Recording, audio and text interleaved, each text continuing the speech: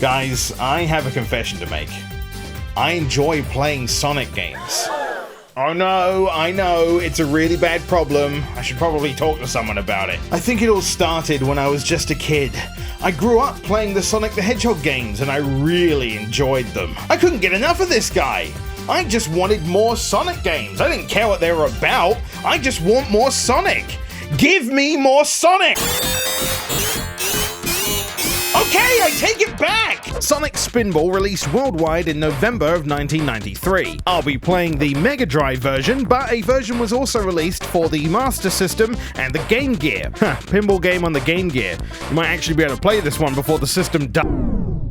Starting the game, I noticed two things immediately. One, the music is a goddamn banger. I'll get into it a bit more later, but man, I was immediately hit by nostalgia. You want a soundtrack that makes the most of those grungy Sega Mega Drive tones? This is the one. And I mean that in a positive way. Grungy in a negative way would be this first section here. Controlling Sonic is the worst thing ever. I am thankful the game wastes little time getting us into the actual pinball part, for you to then realize, yeah, things aren't much better in here either. It's been a while since I've played Spinball and oh my god, I forgot just how floaty Sonic feels. Like, he's incredibly bouncy without any of the weight that you'd expect an actual pinball to have. You can control Sonic while he's bouncing around, ease him into certain directions to better assist where you want to go. But if Sonic gets too much speed with all these factors in play, nah, you ain't controlling anything. And is it just me, or does Sonic feel like he has a slightly lower frame rate than everything else? I don't know if he does, but he seems to come across as a bit choppy. Like, is this an artistic choice, a stylized choice? Or am I just seeing things at this point? I don't know, because there are other animations in this game that seem fine. I swear I see it only when Sonic is bouncing around, and it kind of makes it difficult to know if I have any influence over his movement. And at that point, I'm just praying that he doesn't accidentally bounce into some pit or way to die. All of this makes timing shots quite difficult, especially alongside the not so great collision. It just feels like a really sluggish experience overall. But even with as bad as all of that sounds, I found myself getting used to it pretty quickly. Not to say that I suddenly found it good, but more so like, you know, I bet I can make this work. Part of the fun suddenly became trying to fight the physics, and I definitely feel like the other aspects of the game lessen that blow quite a bit. It is just like I said at the beginning, 9 times out of 10, Sonic games nail the soundtrack, and my god, it is easily the highlight of this entire experience, and probably the only thing people really remember fondly about it, and it is legitimately one of the main driving forces as to why I'd continue playing the game. It'll always give me an excuse to get to level 2 at least, because oh my god. Listen, Toxic Cave, great. Lava Powerhouse, the best. Plus I've heard some fantastic remixes of this song. I know I'm specifically thinking of the After the Sequel remix. God, it's so good. The only downside to the soundtrack is that there aren't more songs. The 4 main levels, the title screen, and the bonus music, and of course there's always the meme about the options menu. And what really helps complete the package for me is the way the game looks. There's actually quite a lot to unpack here. In terms of art style, things seem a little bit off. And not entirely in like a bad way either. Like, there's quite a lot of detail in comparison to the Sonic 2 sprite, for example. And then you start looking around the environment, and honestly, I've come to appreciate just how much detail is in here. All the little details of the environment really sell the vibe a certain level is going for. The toxicity of level 1, the lava and machinery of level 2, the futuristic computer components of level 3, and then stage 4. Not yet. And I really like that each level focuses on like its own set of colors. It really helps you identify them at a glance and makes each one feel completely different from the last. And I think to me the most impressive part is the fact that these levels are actually quite big. And as you explore, you'll notice there are quite a few set pieces. Barely any moments of repeated patterns, or at least if there is, it's quite minimal, which means the bottom of of the level is going to look completely different from the top or the left or the right. I genuinely don't think I took the time to appreciate this until, well, right now, honestly.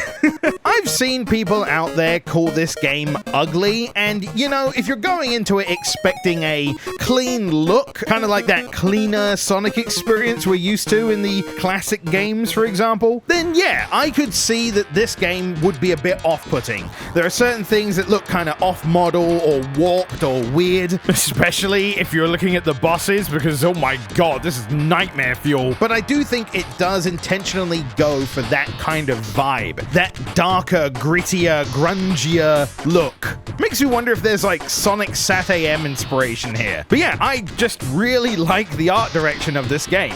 I like all the vibrant colors they use, the way that it changes up, especially in Toxic Cave when collecting an emerald, how everything turns blue. That is lovely. And it's because I enjoy the art style and the music that going through the game might be a bit of a struggle, but at least I know that going into it now. And that just means I get to enjoy the way it sounds and the way it looks as well. Man, I just really like the style of this game. It gives me so much nostalgia for the era, right? The 90s. But we are far from done. That was just the game feel in the presentation.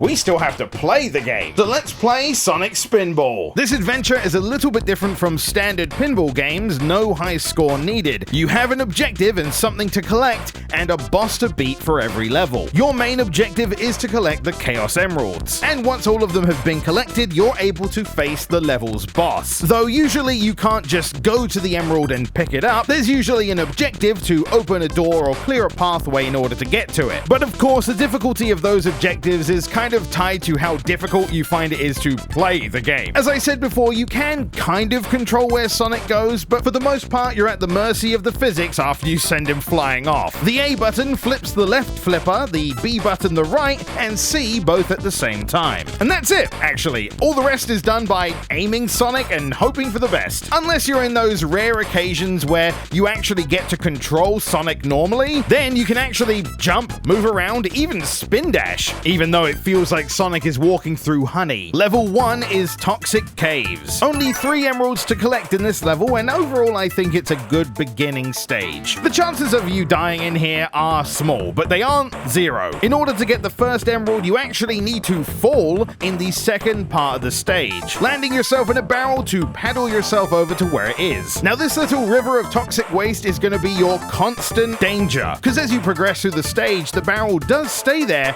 but it starts to move, making it more dangerous to fall in. Also, these areas and the bottom area do have a way to die if you accidentally go on the outer ring of the flippers. And there are a lot of chances for that to happen, considering your other objective is to flip these switches, opening up the middle area, where you have to control a little minecart. Go down the correct path and get an emerald, and you have to do this 2 times. Then we get the pleasure of experiencing one of the bosses. These are always a talking point about this game because, well, I mean, just look at it. This first boss is obviously the easiest of all of them. You have to get yourself inside there and deal a ton of damage, or hit all the switches on the ceiling in order to make an avalanche of rocks appear. Of course, as soon as you hit the boss, you're met with the other piece of nightmare fuel, the sound it makes.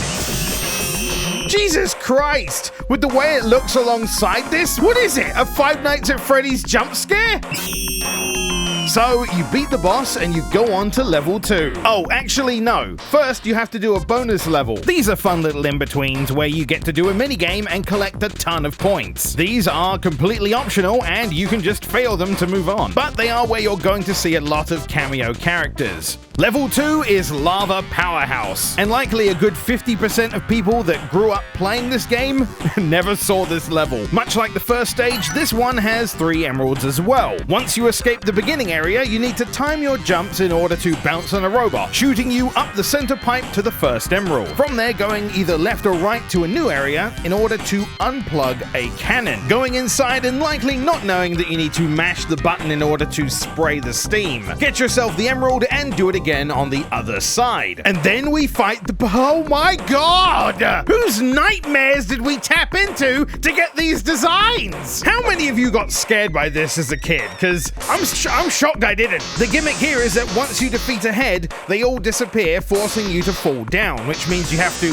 work your way back up again. That's really how they dictate the difficulty of these fights, is just trying to make it so you have more chances to mess up and fall. And then we get another bonus game, knock out the teeth and shoot the ball in his mouth. Then we have stage 3, the machine. Alright, come on, how many of you made it to this stage? I know I did, probably not very often, but I know I did. This is where the levels get a little bit more tricky, but also you have 5 emeralds to collect. Pretty much all of them are in the spinning compartment, so you just need to figure out what buttons or levers to pull in order to stop them from spinning, and also the correct pipe to go down. Overall, I feel like getting these ones is a bit less obvious. You kind of just bounce around and hope for the best, and eventually you'll get them. The last emerald is a bit hidden within the animal jail. You specifically have to open the middle cell in order for the emerald to drop down. I feel like this stage is where you start to see that aiming Sonic is a little bit annoying. I mean, it was before, but this one even more so. Especially with the section where you need to ride a little lift up and then aim in order to get down the tunnel, which if you miss, you have to go all the way back down just to ride back up and try again. You have all the gimmicks at the beginning part, the moving platform you can grab onto, the areas that bounce you around like crazy and fling you out. This is the stage that really starts to make you feel like you have very little influence other than just hitting him and hoping for the best. Even then, the bad collision will sometimes just let you bypass the gimmicks anyway. The music, though, is again a banger. And then we fight the boss, and this one is actually normal. It's just a machine turning the animals into robots and bust up the machine. The main reason this fight is tricky is just because getting inside to bust it up can be a little bit fiddly. And then it's on to our last bonus stage. Just get rid of Scratch and bust open the capsule. You know, I do like that these bonus stages are the way that they kind of incorporate references of all the cartoons of the time, just further feeding into that 90s nostalgia. And then we move on to stage 4. And let me tell you, anything nice I had to say about this game goes out the goddamn window! Look, I understand that I'm the minority when it comes to enjoying this game, and when it comes to this topic, I always try and enjoy the conversation about why I enjoy it versus why someone might not. But I'd like to think that we at least have a common ground to stand on.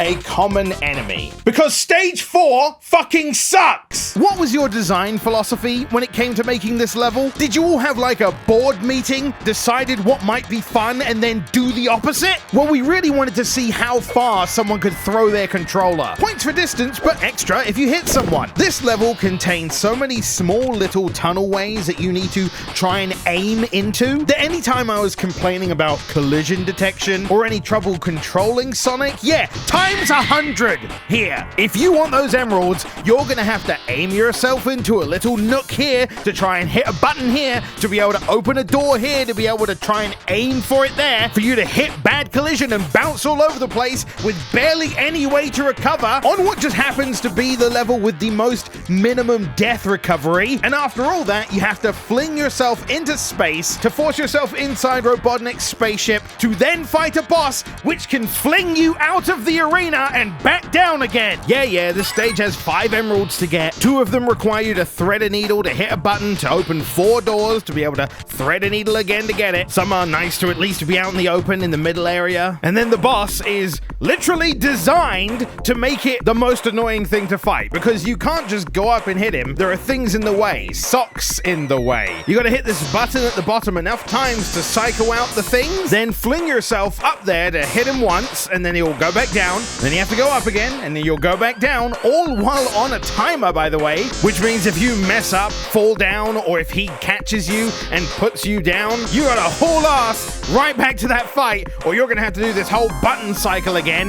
Man, I just do not like this level. Anytime someone asks what my opinion on Spinball is, I say that I enjoy 3/4 of it. Yeah, I know it's jank, and a lot of people are not gonna like it because of that, and I totally get it. But the vibe this game gives off is perfectly nostalgic for me. And I've played it enough times where I can control it fairly decently to at least get to level 4 before wanting to jump out a window. You You know, this game isn't very long, but stage 4 decides it's going to be the same length as the rest of the game. A lot of the time I'll load this game up, play 3/4 of it, and then say, yeah, it's good. But those were my opinions on Sonic Spinball. I'd love to know yours. Did you grow up playing the game? And if so, how far did you get? Or if you're a younger Sonic player, have you actually gone back to play it? And what did you think?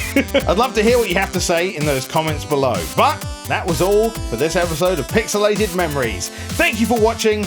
I really appreciate it. And I'll see you next time. Hello, welcome to the end, and a big thank you to everyone who made it here, and for those who support me, I thank you even more. Every little helps, and I am incredibly grateful. If you enjoyed the video, I would really appreciate a like, and maybe you could subscribe if you want to see more. And you know what? Hell, more Sonic to come in the future. And if you want to check out even more Sonic, 2 videos will be right there. And if you didn't know, I've been uploading more frequently, so you may have missed some videos. But as always, thank you for watching.